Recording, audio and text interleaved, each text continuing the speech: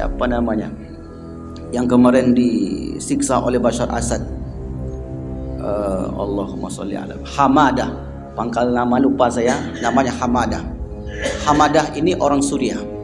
Ketika itu Bashar Assad berkuasa dan rakyat Suriah itu menyuarakan kebenaran. Siapa yang melawan pemerintah maka ditangkap. 300.000 orang hilang. Banyak yang mengungsi, banyak yang kabur dari negaranya. Termasuklah seorang wartawan yang lari ke Inggris, namanya Hamadah. Kemudian Hamadah ini menyampaikanlah kebenaran-kebenaran di Eropa sana. Apa yang dilakukan oleh Bashar Assad ketika menjadi presiden di Syria. Lalu kemudian diancamlah Hamadah ini untuk kembali ke negaranya. Kalau tidak mau, maka keluarganya akan dimasukkan penjara semua. Terpaksalah dia pulang. Begitu sampai di bandara Damaskus, maka dijemput oleh intelijennya Bashar Assad. Terkhusus untuk keberkahan Bapak Ibu hadirin hadirat yang hadir pagi ini, bagi yang sakit mudah-mudahan penyakitnya diangkat. Bagi yang belum diberi kesempatan untuk hadir, mudah-mudahan Allah lapangkan waktunya. A'udzubillahi minasyaitonirrajim. Bismillahirrahmanirrahim. Alhamdulillahirabbil alamin. Shalatu wassalamu ala asyrafil anbiya'i wal mursalin wa ala alihi wa ashabihi rasulillahi ajmain. Allahumma anzil sakinata wal barakata was salamata was sihata wal afiyata ala hazihil jamaati Masjid Nurul Huda ya arhamar rahimin.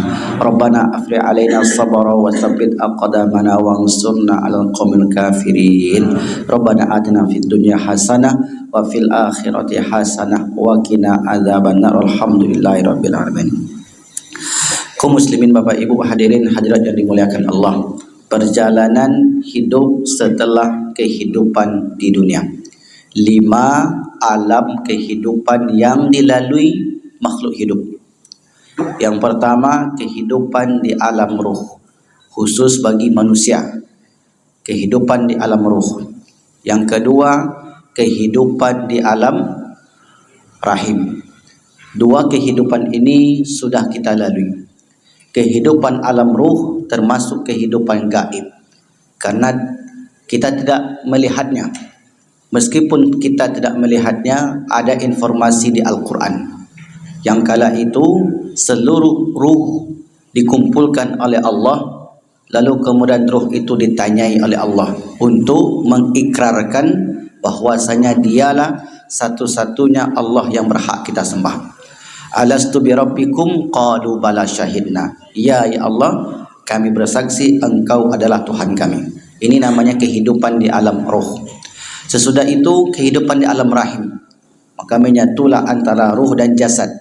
Setelah Allah tiupkan ruh, fa idza sawaituhu wa nafakhtu min ruhi. Setelah sempurna aku ciptakan manusia, maka aku tiupkan ruh yang sudah diciptakan. Kala itu Bapak Ibu yang dimuliakan Allah, diperintahkanlah malaikat untuk menulis segala sesuatu yang akan kita lalui di dunia ini. Di antaranya adalah rezeki dan ajal. Rezeki sudah ditentukan, ajal pun sudah ditentukan. Lalu kemudian kita pun datang ke dunia, alhamdulillah dengan selamat. Maka pada pagi ini janji itulah yang kita tunaikan. Kita mengabdi kepadanya, beribadah seumur hidup. Mudah-mudahan apa yang kita lakukan ini kelak menjadi pembela kita ketika di bumi mahsyar. Karena pasti akan kita lalui yang namanya bumi mahsyar. Tapi kita tidak akan sampai ke bumi mahsyar sebelum kita meninggal. Maka diawalilah oleh kematian. Kita tinggalkan kehidupan dunia, kita menuju kehidupan barzakh. Kematian adalah gerbang untuk menuju akhirat. Maka kemudian setelah kita meninggalkan dunia, kita pun hidup di kehidupan barzakh dengan kehidupan, mudah-mudahan kehidupan yang bahagia. Karena janji Nabi seperti itu. Orang yang beriman, yang beramal saleh, diberikan bagi mereka fasilitas-fasilitas yang luar biasa hebat. Kuburnya itu terang seperti terangnya bulan purnama. Yunawwiru lahu kal qamari lailatul badri, seperti terangnya bulan purnama.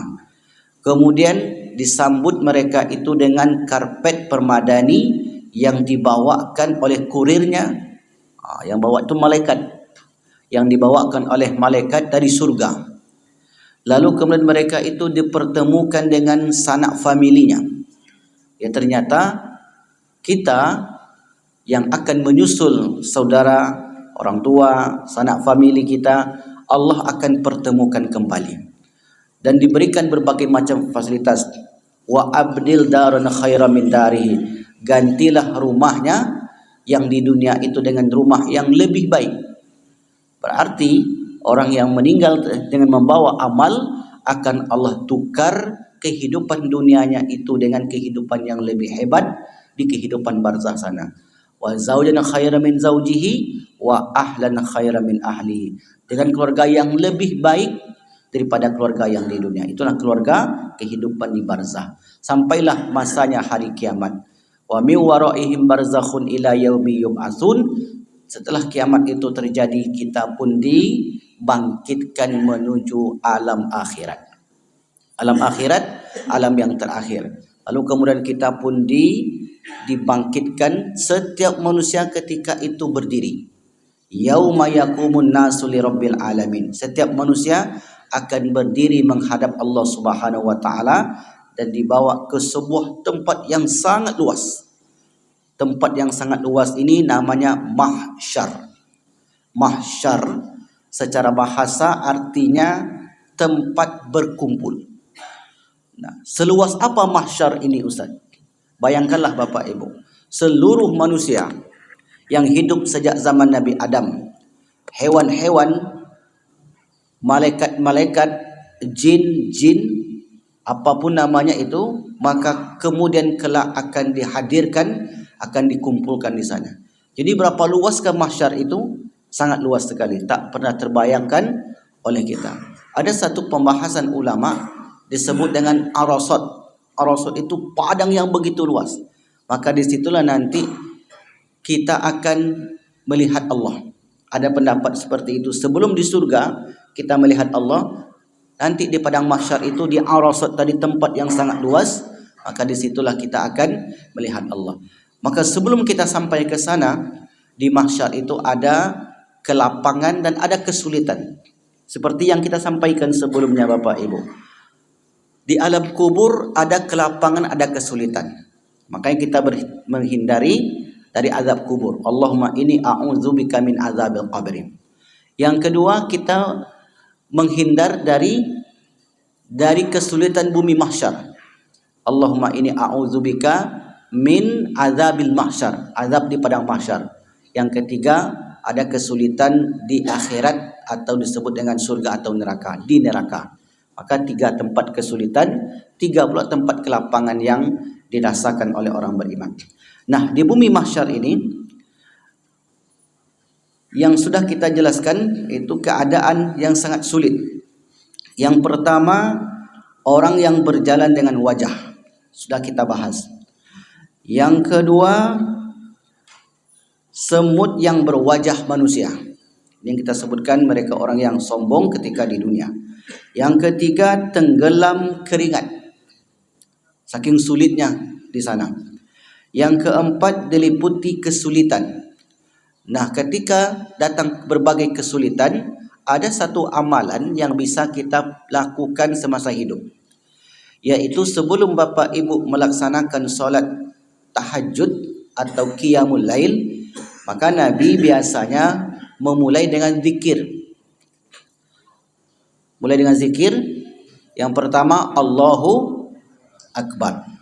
Allahu Akbar, bertakbir sebanyak 10 kali. Yukabbiru asyran. Lalu setelah bertakbir, bertahmid. Subhanallah, alhamdulillah, alhamdulillah, alhamdulillah, sebanyak 10 kali. Kemudian bertasbih sebanyak 10 kali. Subhanallah, subhanallah, subhanallah. Yang terakhir beristighfar. Jadi kebalikan dari zikir ba'da solat. Kalau setelah solat kita beristighfar, bertasbih, bertahmid, bertakbir. Ketika Rasul akan solat tahajud, beliau buka solatnya itu dengan bertakbir, bertahmid, bertasbih, beristighfar. Lalu kemudian beliau solat malam dan menambah doa Allahumma firli wahdini. Ya Allah, ampunkanlah aku dan tunjukilah jalan yang lurus, warzuqni, berilah aku rezeki, wa'afini, dan berilah kesehatan kepadaku, wa ta'awadha, kemudian beliau berlindung dari sempitnya kehidupan di bumi mahsyar. Baik. Nah, yang berikutnya yaitu ketika di padang mahsyar orang-orang tidak dapat berbicara. Jadi temanya tidak dapat berbicara. SK-nya sudah habis. Kalau saat ini Pak Haji Ahmad jadi anggota DPR RI masih bisa bicara, menyuarakan kepentingan rakyat. Tapi kalau sudah nanti tak menjabat lagi, tak bisa bicara lagi. Begitulah di dunia, ada waktunya kita ini bisa bicara, bisa menyampaikan pendapat. Ada kalanya ketika sudah tidak menjabat lagi atau jadi orang penting lagi, maka tidak bisa. Dulu Bapak Azmi ketika jadi dewan bisa bicara. Ketika bicara banyak yang mendengar. Kalau sekarang cuma 4-5 orangnya mendengar, itu pun duduk di kobeng. Sekarang sudah bisu. Di padang mahsyar juga seperti itu. Di padang mahsyar itu nanti. Dulu Pak Ketua kita juga seperti itu. Ketika jadi direktur, banyak sekali bicara langsung diikuti oleh bawahannya. Kalau kini tak bisa lagi. Palingan jamaah-jamaah masjid aja yang mendengarkan. Semuanya seperti itu. Jadi ada masa jangka dalam kehidupan dunia. Rupanya ketika di padang mahsyar, semua manusia juga seperti itu. Tidak bisa lagi berbicara. Ada beberapa ayat di Al-Quran. Silakan Bapak Ibu yang ingin mencatat ayatnya. Yang pertama surat Al-Mursalat. Surat Al-Mursalat. Juz yang ke-29. Wal mursalati urfa wal asifati asfa. Surat Al-Mursalat. Yang kedua surat yang ke-78 An-Naba. Nanti ayat-ayat ini kaitannya dengan surat Yasin. Al-yauma nakhtimu ala afwahihim. Kaitannya ke sana. Oke. Sudah ibu-ibu catat? Yang pertama surat Al-Mursalat, surat yang ke-77. Ayat yang ke-35 dan 36. Ayatnya 35 dan 36. An-Naba surat yang ke-78, ayat yang ke-38 dan 39. Di dua ayat yang kita ambil saja di pagi ini. Baik, a'udzubillahi minasyaitonirrajim. Bismillahirrahmanirrahim. Hadza yaumun. Hadza artinya ini. Yaumun hari. Hari ini. La yantiqun.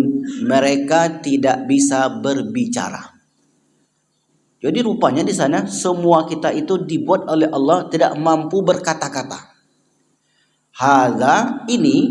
Nah ini yang dimaksud oleh Allah, bukan ini di dunia. Hadza yaumu la yantikun. Hadza yaumu la yantikun. Hari ini hari di mana manusia tidak dapat berbicara. Nah, ayat ini Bapak Ibu menceritakan tentang kecelakaan orang-orang yang mendustakan hari berbangkit. Karena ayat ini kalau kita urut dari ayat sebelumnya dan ayat sesudahnya, Allah menceritakan wailul yauma idzil lil mukadzibin. Celakalah orang yang mendustakan hari akhirat. Nah, siapa yang mendustakan hari akhirat? Orang-orang yang tidak beriman dengan yaumul akhir. Hadza yaumu la yantikun. Karena pada hari ini mereka tidak bisa berbicara. Wala yu'zanu lahum faya'tadzirun. Kita ambil dua ayat itu terlebih dahulu.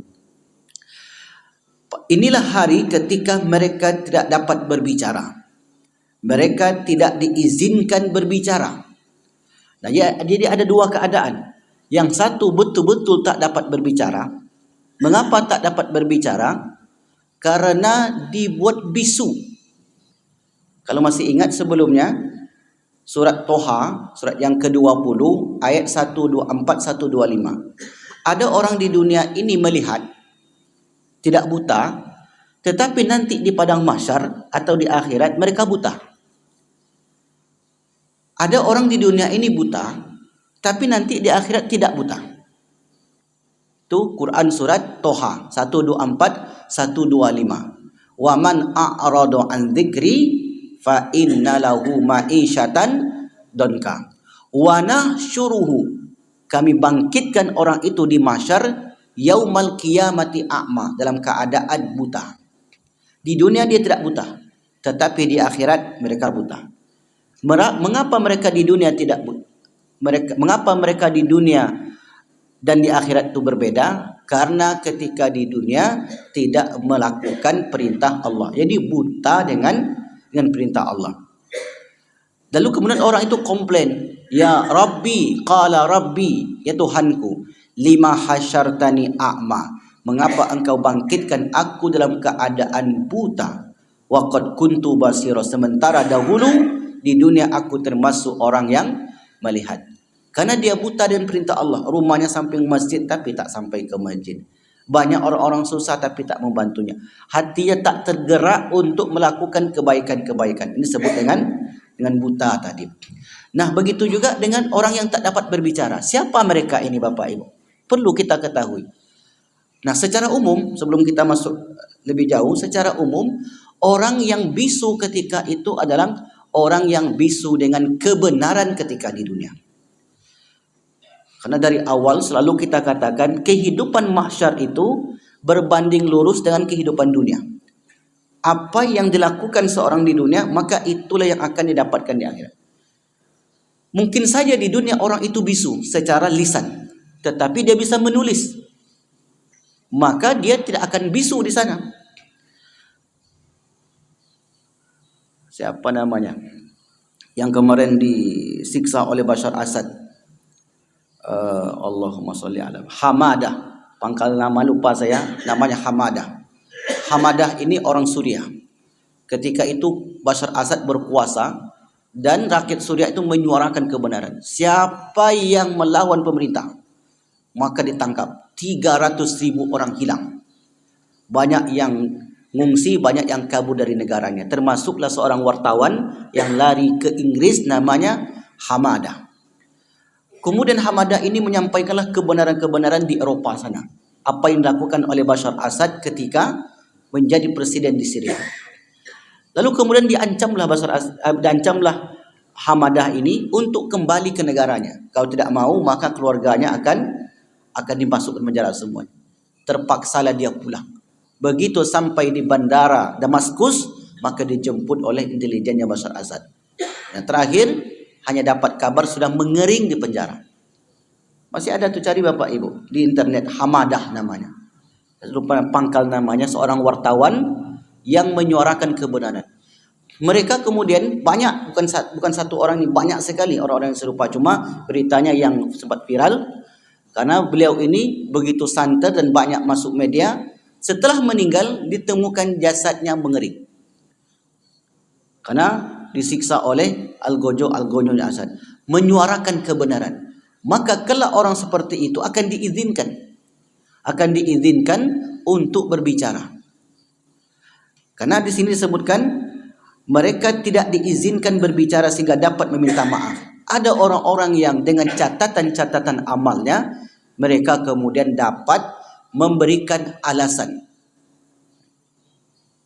Nah, siapa yang bisu tadi? Sudah jelas di hadapan mereka itu ada kemungkaran. Sudah jelas dia punya kuasa untuk itu. Kemudian bersengaja untuk ditutupkan. Sesungguhnya orang itu bisu. Bukan berarti lidahnya tidak bisa berbicara. Dia bisu memandang suatu kebenaran. Maka disitulah pentingnya kita mendukung orang-orang yang maju ke anggota dewan ataupun sebagai wakil rakyat yang berani tadi. Kenapa demikian? Karena kalau tidak ada orang seperti itu Bapak Ibu, semuanya membisu. Maka apa yang akan terjadi? Istilahnya yang akan terjadi kemaksiatan ataupun bencana akan mudah menimpa. Waktu itu kami duduk dengan Dr. Mawardi, baru ceritakanlah. Di Tunisia, para dewannya itu menyetujui tentang larangan berjilbab. adalah salah seorang anggota dewan itu. Dia preman, penampilannya preman, bertato dari anggota dewan. Kata beliau, kalau digolkan undang-undang ini di Tunisia, kalau digolkan undang-undang ini, maka saya yang akan tegak pendapat untuk menghadangnya. Langkai mayat saya terlebih dahulu. Kalau saya mati nanti baru digolkan.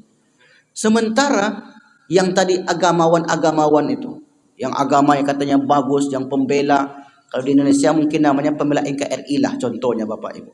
Yang katanya saya membela agama kami, membela negara kami, tapi ternyata mereka diam, bisu menyuarakan kebenaran. Sementara orang yang penampilan preman tadi,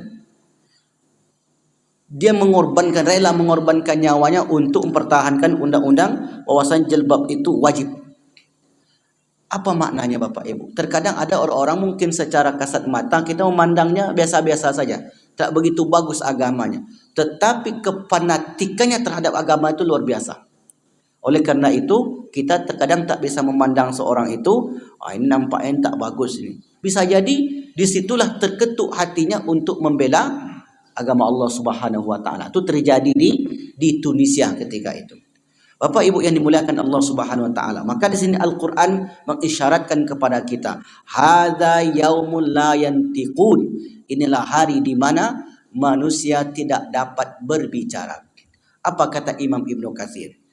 Kata Imam Ibnu Katsir, mereka tidak dapat berbicara bukan mereka tak mampu berbicara ketika itu.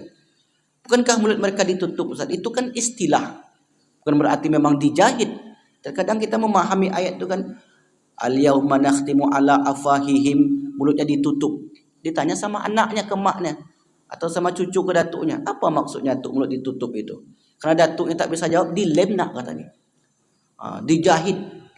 Karena biasanya kan mulut tertutup itu dilem atau dijahit, diperban. Bukan begitu maknanya Bapak Ibu. Yang saya pahami maknanya adalah ketika lembaran-lembaran catatan amalnya itu dibuka ketika itu, orang tersebut tak bisa berkata-kata. Contoh, ada orang kena kasus misalnya. Sebelum ditengokkan bukti-bukti itu, maka dia akan memberikan alasan A, B, C, D. Ketika ditampakkan, maka di situ dia terdiam. Begitulah gambaran ketika di bumi mahsyar. Hadza yaumul la yantiqun. Ini hari di mana manusia tidak dapat berbicara. Tidak dapat berbicara bukan berarti mereka bisu. Tidak dapat berbicara bukan berarti mereka tidak mampu berbicara. Karena beban yang akan dia tanggung begitu berat. Yauma tubala as-sarair. Surah At-Tariq. Pada hari ini seluruh rahasia-rahasia mereka akan disingkap. Ini orang-orang yang tidak menyelesaikannya di dunia. Kalau dia bertobat, maka itu lain cerita. Karena orang yang bertobat itu Bapak Ibu seperti bayi yang baru lahir. Begitulah hebatnya amalan taubat. At-taimu min dzanbi kama la dzanba lahu. Orang yang bertobat dari dosanya sama seperti orang yang tak berdosa. Ayat berikutnya, wala yu'dzanu lahum, dan mereka tidak diizinkan. Apa kata Imam At-Tabari? Wala yu'dzanu wala yaqdiruna al-kalam. Mereka memang tak mampu sama sekali menggerakkan lidah mereka, disebabkan tersandra dengan lembaran-lembaran catatan yang ditengokkan kepada mereka sebelum dilakukan hari pemeriksaan. Hari pemeriksaan itu yaumul hisab, hari perhitungan. Kita menamainya dengan hari pemeriksaan. Sebelum betul-betul dia diperiksa, maka sudah ditampakkanlah lembaran-lembaran itu. Maka disebut di Arasat tadi. Arasat itu tempat yang sangat luas. Setiap orang sudah memegang catatannya masing-masing. Disitulah penyebab mengapa setiap orang yang melakukan dosa, yang tidak bertaubat dari dosanya, tidak sanggup untuk berhujjah, untuk memberikan keterangan. Diberikan kesempatan oleh Allah untuk mengurus sebuah negeri. Lalu kemudian dia tegakkan itu. Dia rela untuk meninggalkan jabatannya, posisinya yang strategis demi kebenaran. Itu yang dilakukan dahulu oleh Buya Hamka. Itu yang betul-betul Buya itu Bapak Ibu. Tahun 81, Buya Hamka diminta untuk mencabut fatwanya boleh mengucapkan Natal.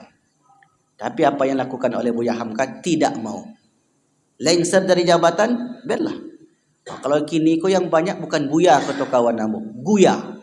Nyo seketik je lah Guya, buat goyang. Pokok asal dapat katanya lah goyangnya. Tu guya kata kawan kamu.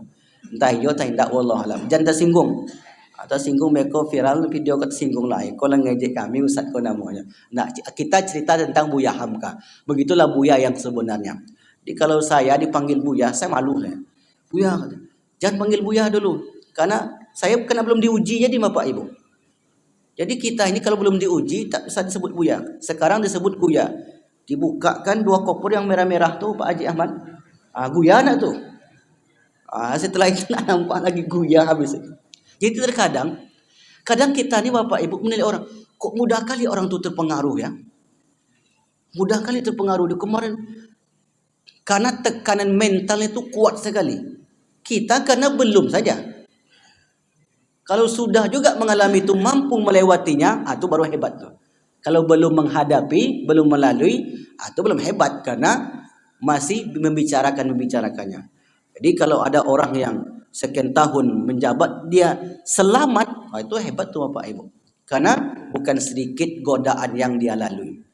Kok sampai pula ke sana begini. Ini masalah Buya tadi. Karena sekarang ini banyak. Jadi nama Buya tuh hari ini Bapak Ibu, Buya Kiai itu mengalami inflasi.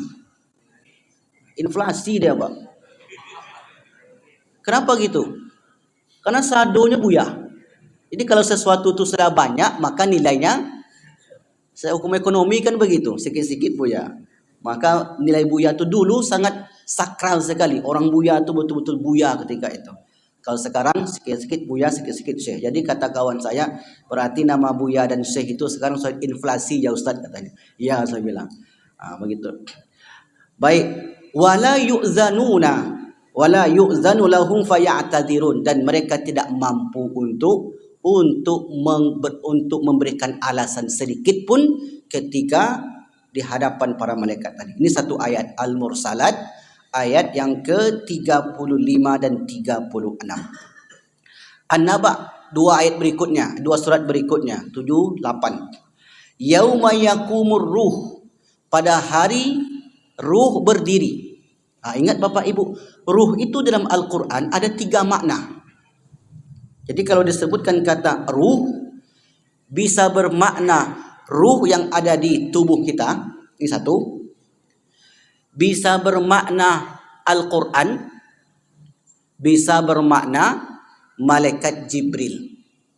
Di kalimat ruh 3 makna. Yang pertama apa tadi Bu? Roh yang ada di tubuh kita, itu roh. Ruh atau roh. Yang kedua maknanya Al-Quran. Al-Quran itu disebut sebagai ruh karena menghidupkan jiwa. Yang ketiga, ruh itu bermakna malaikat Jibril alaihissalam. Yauma yakumur ruh, pada hari itu ruh berdiri. Ruhul Amin. Ruhul Amin itu maknanya malaikat Jibril. Pada hari itu ruh berdiri. Wal malaikatu, dan para malaikat. Soffa. Soffa itu bersof-sof. Jadi nanti para malaikat yang dipimpin oleh Jibril alaihissalam dan malaikat-malaikat yang lainnya berdiri sama seperti manusia. Yauma yaqumun sali rabbil alamin. Pada hari itu mereka berdiri. La yatakallamun, tidak satu pun yang berbicara illa kecuali. Ada pengecualian. Illa man adzina lahur rahman, kecuali yang diberi izin. Jadi tidak mutlak. Kalau selama ini mungkin pokoknya tak bisa bicara. Ya, betul, tak bisa berbicara. Tapi ada pengecualian di situ. Nah, samalah tadi Bapak Ibu. Ketika dia berada di sidang, di rapat misalnya, atau di tengah masyarakat, ada orang-orang yang diizinkan untuk berbicara. Ada orang-orang yang diizinkan untuk masuk ke ruang rapat tersebut. Ada yang tidak diizinkan. Dan di akhirat ternyata hampir sama modelnya ketika di dunia. Nah, la yatakallamuna, mereka tidak berbicara illa man adzina lahur rahman wa qala shawaba. Siapa mereka ini? Wa qala shawaba, orang yang senantiasa melakukan, membicarakan kebenaran. Jadi lawan daripada orang yang tidak mampu berbicara, orang yang mendiamkan kebenaran. Orang yang akan dia ajak berbicara, orang yang mengatakan kebenaran. Di dunia itu dua ini. Kalau tidak kelompok orang yang diam dengan kebenaran, pasti orang yang membicarakan kebenaran. Tak ada yang ketiga. Kalaupun abu-abu, pasti dia masuk kepada orang yang diam dengan kebenaran. Karena untuk kepentingan mereka. Zalikal yaumul haq. Itulah hari yang benar, kata Allah. Faman sya'at takhadha ila rabbihi ma'aba. Siapa yang menghendaki keselamatan, niscaya menempuh jalan kembali kepada Tuhannya dengan beramal saleh. Intinya, tetap amal saleh yang dilakukan semasa hidup. Inilah dua ayat yang menceritakan kondisi manusia di mahsyar. Manusia terbagi kepada dua. Satu kelompok tidak mampu berbicara. Kenapa tak mampu berbicara? Karena tidak membicarakan kebenaran, mendiamkan kebatilan. Kelompok yang kedua, mereka yang diberi izin untuk berbicara karena mereka mengatakan yang benar itu benar, yang salah itu salah. Kul haqqa walau kana murrad, kata Rasulullah. Katakanlah kebenaran itu walaupun terkadang pahit. Siapa mereka ini Bapak Ibu? Mereka adalah orang yang diberi wewenang tadi. Kalau kita rakyat biasa mana bisa? Kadang kita bicara hanya depan keluarga kita saja. Dalam hadis yang sahih, hadis riwayat Imam Muslim, kelak di akhirat manusia salasatun, ada 3 kelompok manusia. La yukallimuhumullahu yaumal qiyamati wa la yuzakkihim. Allah tidak ajak mereka berbicara. Ada 3 kelompok. Berarti kalau ada kelompok yang keempat, kelompok yang kelima, kelompok yang keenam, itu diajak. Ada 3 kelompok yang tidak diajak oleh Allah bicara, wala yuzakkihim, dan tidak disucikan mereka, tidak dibersihkan mereka dari dosanya, wala yanzuru ilaihim, dan tidak pula dipandang. Jadi 3 kelompok yang tidak dilakukan, tidak diberikan haknya oleh Allah. Pertama, tidak diajak bicara, tidak disucikan, dan tidak dipandang. Siapa mereka itu? Syaikhun zanin, orang tua yang berzina. Kalau orang muda macam mana Ustaz? Kenapa ada orang tua sini? Syekh itu artinya orang tua. Syaikhun zanin. Saya bacalah syarah hadis ini Bapak Ibu. Kenapa disebut orang tua? Kenapa tidak orang muda? Bukan berarti boleh ya. Orang muda itu karena masih menggebu-gebu, karena masih semangat, nafsunya masih tinggi. Sementara orang tua kan sudah tidak lagi sama. Tapi meskipun begitu, perlu ibu-ibu ketahui, laki-laki ini ibu-ibu, meskipun sudah tua, matanya sama kayak umur 13 tahun. Matanya, walaupun sudah tua, Pak Betondang tuh walaupun dah begitu, tapi kalau menengok sesuatu yang bagus, tetap bagus. Betul enggak? Ya. Sama semuanya. Banyak bilang betul. Tidak, alhamdulillah. Nah, sama semuanya. Kenapa disebut orang tua? Karena kalau orang tua dia sudah menjalani kehidupan ini luar biasa, sudah mengetahui manis asamnya kehidupan, tapi juga masih terjerumus kepada perbuatan dosa. Maka inilah. Kalau orang muda, waktu kesempatan taubatnya masih panjang. Bukan berarti boleh. Ya, saya tidak mengatakan itu boleh, tidak. Karena kenapa dibedakan oleh Allah Subhanahu wa taala di sini?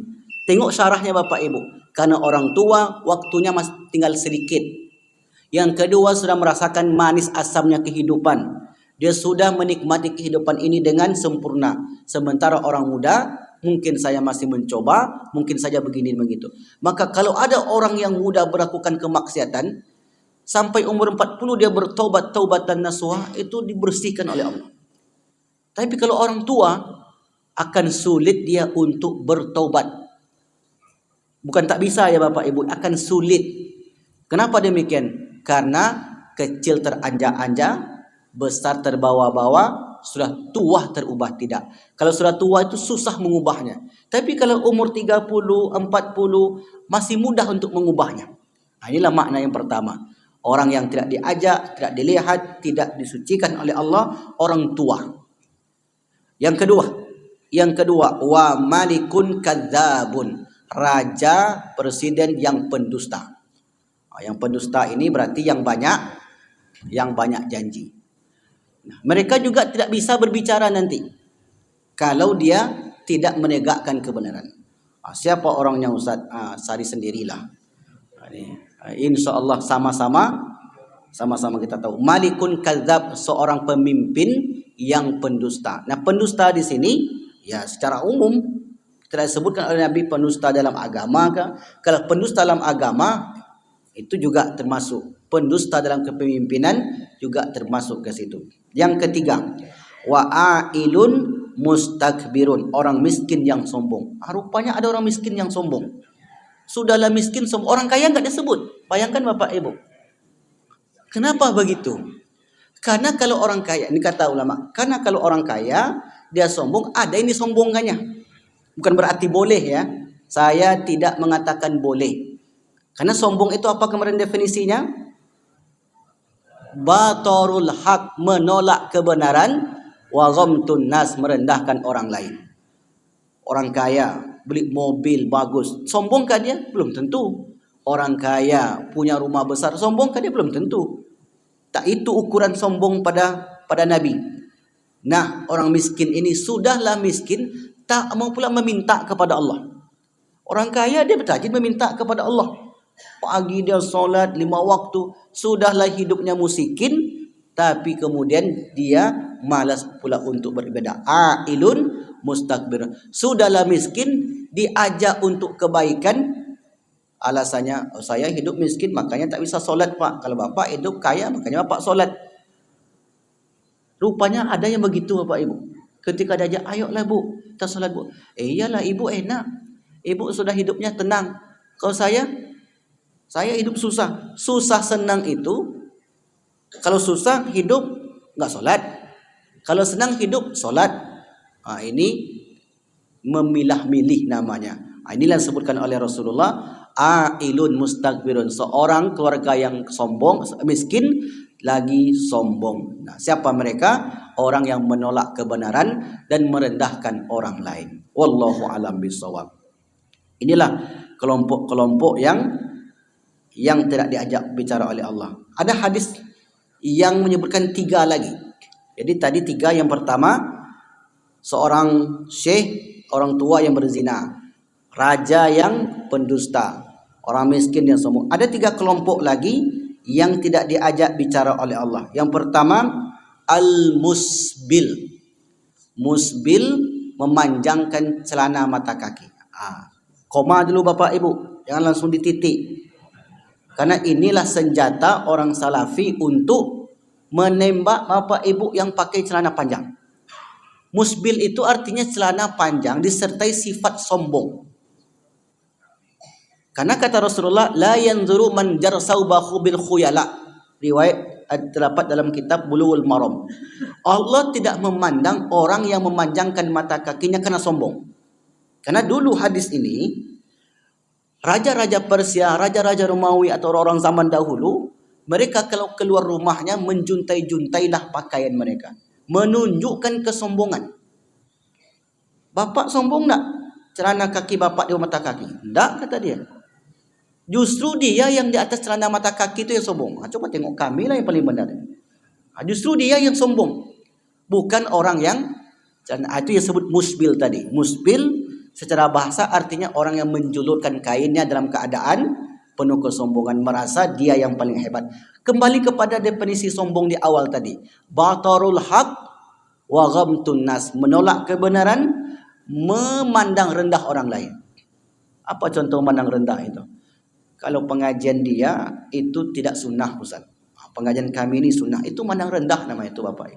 Kalau kita ini pasti selamat karena masjid kita ini sesuai standar. Kalau masjid dia itu tidak selamat. Ini memandang rendah orang lain. Itu yang kelompok yang pertama, yaitu al-musbil. Yang kedua al-mannan. Al-mannan, orang yang selalu menyebut-nyebut kebaikannya.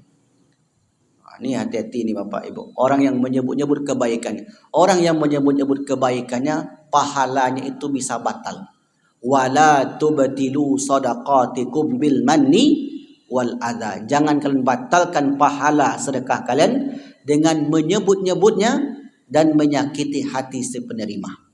Itu yang kedua. Yang ketiga, wal munafiqu bisil'ati bil halafil kadhibi, seorang pedagang yang bersumpah dengan barang dagangannya bahwasanya barang ini pasti bagus, barang ini, untuk melegalkan barangnya itu dia pun bersumpah atas nama Allah. Maka tiga kelompok ini kalau tidak bertaubat, tetap kita buat di ujung, kalau tidak bertaubat maka kelak tidak dipandang oleh Allah.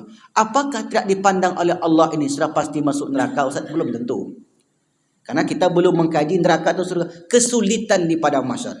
Diingat temanya Bapak Ibu, kesulitan-kesulitan di bumi mahsyar. Walaupun dia melakukan yang semacam tadi, tapi kalau amalnya banyak, tetap amal itu akan membantu dia. Nah, tergantung nanti berapa banyak amal yang dilakukan, berapa banyak energi dosa yang dilakukannya. Di situ ditimbang. Jelas Bapak Ibu? Belum mengkaji, berarti mereka dah pasti masuk neraka, Ustaz. Belum itu kaji kita. Kita menjelaskan di bumi mahsyar banyak kejadian-kejadian yang dilalui oleh manusia ketika itu. Berjalan dengan wajah, tenggelam keringat, ukuran kecil seperti semut, dililit kesulitan, tidak diajak bicara oleh Allah dan sebagainya. Jelas di sini Bapak Ibu? Maka inilah penjelasan kita pada pagi yang berbahagia ini. Mudah-mudahan dapat menambah wawasan kita tentang kehidupan akhirat nanti. Amin. Amin ya rabbal alamin. Ada yang bertanya? Silakan. Alhamdulillah, tidak ada yang bertanya. Kalau tidak ada yang bertanya, maka kita tutup. Sudah masuk? Oh, belum lagi. Berarti cepat jam saya. Kalau belum, maka saya tambah satu lagi. Tadi yang keberapa tadi, Bu? Tidak diajak bicara oleh Allah yang keberapa?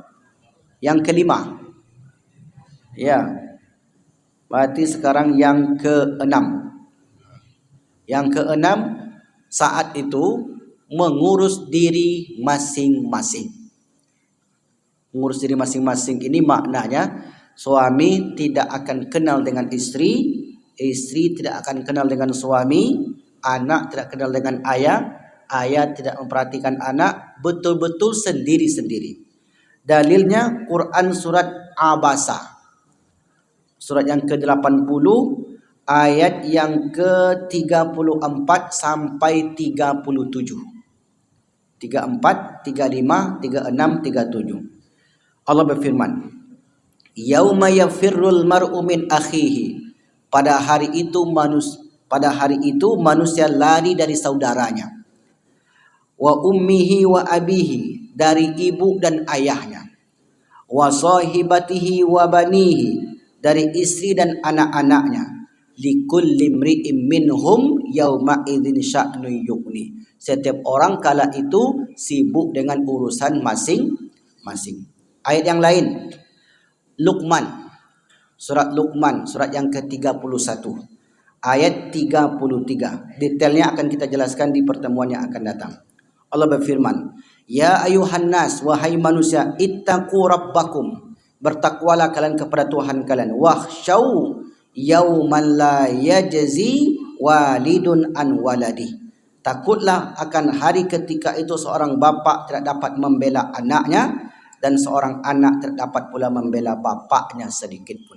Betul-betul masing-masing. Nah, begitulah sulitnya. Tidak ada sistem tolong-menolong ketika itu. Inna wa'dallahi haqqun, dan janji Allah itu pasti benar. Fala taghurrannakumul hayatud dunya, maka oleh karena itu jangan lalai dengan kehidupan dunia. Wala yaghurrannakum billahil gharur, dan jangan terpedaya dengan kesibukan keindahan isi dunia ini. Maka oleh karena itu kaum muslimin yang dimuliakan Allah Subhanahu wa taala, di samping orang itu tidak diajak bicara kecuali yang diizinkan, rupanya di sana ada orang yang hanya memikirkan diri masing-masing. Tidak dapat menolong siapapun ketika itu kecuali amal-amal yang dia lakukan. Nanti ada amal-amal yang kita sebutkan. Karena banyak kesulitan-kesulitan, adakah yang menolong ketika itu, Ustaz? Banyak juga yang menolong. Banyak juga syafaat. Maka syafaatnya itu, amalnya itu kita akan jelaskan di belakangan nanti. Inilah menjadi penawar bagi kita untuk menghindari berbagai kesulitan-kesulitan yang kita akan lalui nanti semuanya. Mudah-mudahan dengan amal itu segala bentuk kesulitan Allah akan lapangkan. Amin. Amin ya rabbal alamin. Wallahu a'lam bishawab. Insyaallah tema berikutnya amalan untuk meringankan kesulitan di mahsyar. Amalan untuk meringankan kesulitan di mahsyar. Ini bersambung nih Bapak Ibu. Setelah kita mendapatkan berbagai kesulitan, 1, 2, 3, 4, 5, 6, 7. Nah, penangkal daripada kesulitan ini ada amalannya. InsyaAllah akan kita jelaskan di pertemuan yang akan datang. Baik, kalau tidak ada pertanyaan, maka kita tutup dengan doa.